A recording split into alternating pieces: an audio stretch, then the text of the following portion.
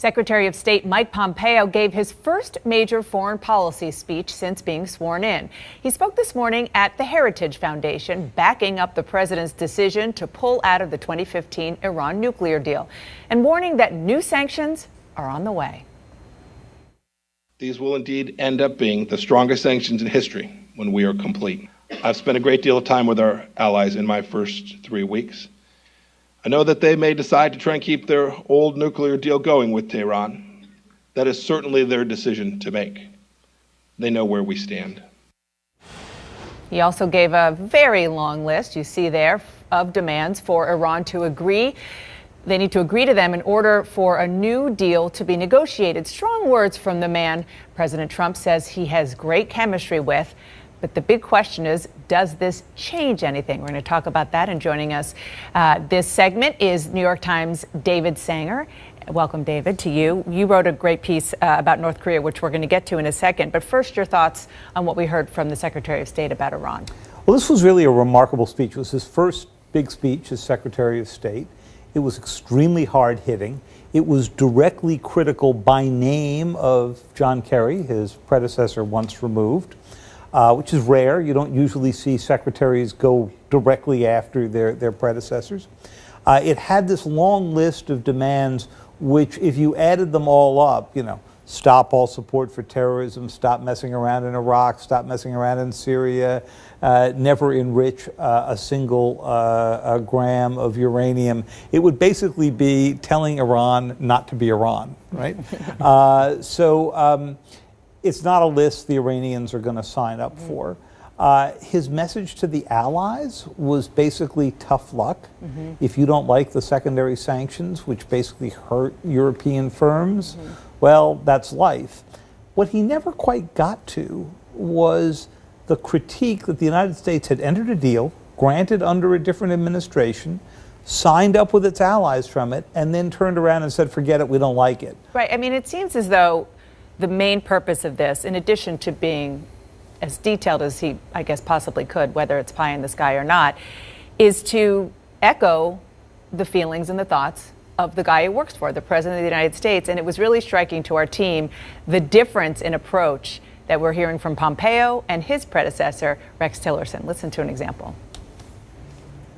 The Iran deal, which may be the single worst deal I've ever seen drawn by anybody.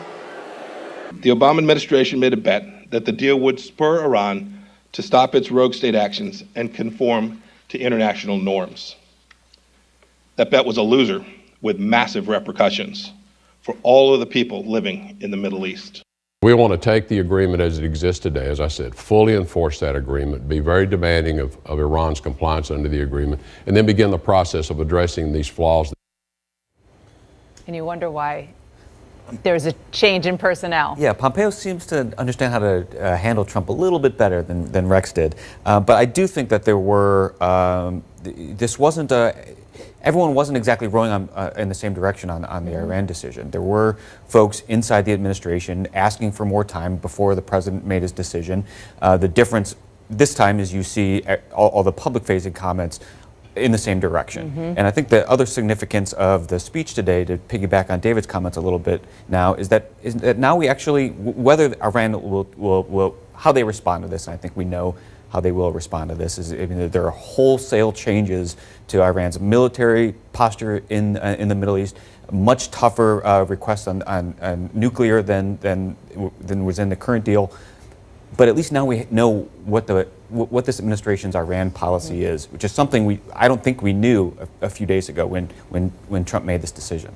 Yeah, and Jeff, it certainly seems as though the people in the administration, and they do exist, who think that this is the wrong way to go, they see the writing on the wall and they're keeping their lips locked. They've been so quiet. I mean, watching that segment there is, a new sign of Trump's new foreign policy. We have seen him, find his way in office. All presidents learn in office, no question, but he has shoved any dissenters to the side here. I mean, he recertified the deal a couple times. He did not like that, so now he's very comfortable with this policy of Mike Pompeo. The defense secretary has not said a word about this, and he's not been on board, but he's been quiet. Can I just want to get to David's great piece in the Times this morning about North Korea and the angst, for lack of a better way to say it, that the president has about what he's gotten himself into. Here's what you wrote. Mr. Trump's decision this month to withdraw from the 2015 nuclear deal raises the stakes for the North Korean negotiation.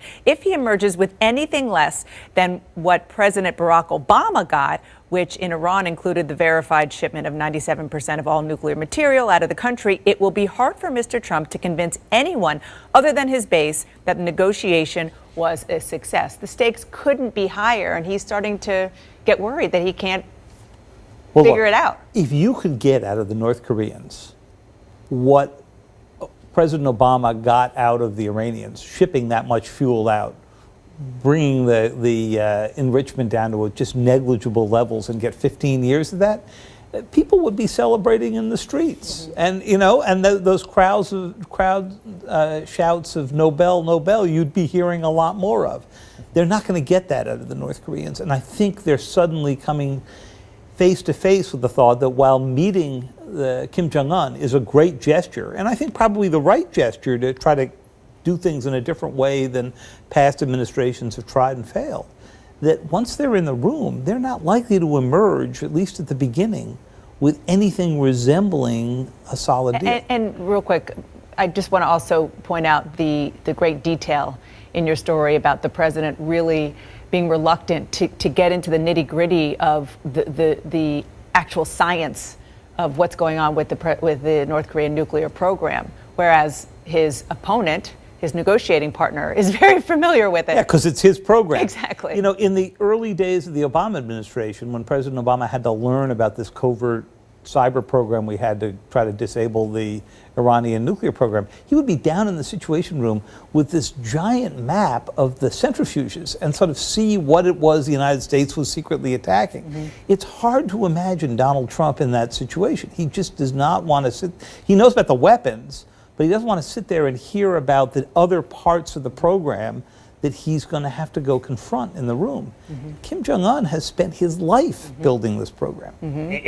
And to that point, I think that what concerns a lot of his Republican allies, Trump's Republican allies, is that he's been so eager to get a deal that maybe he'll sign up for everything that just may not be a good deal, particularly one in which they've demanded to denuclearize, and North Korea is clearly not ready to go as far as what the public posture of the United States has been. Now, if Pompeo was in the room, that may make a difference. As CIA director, he's been paying attention. My guess is he'll be in the room. Yeah.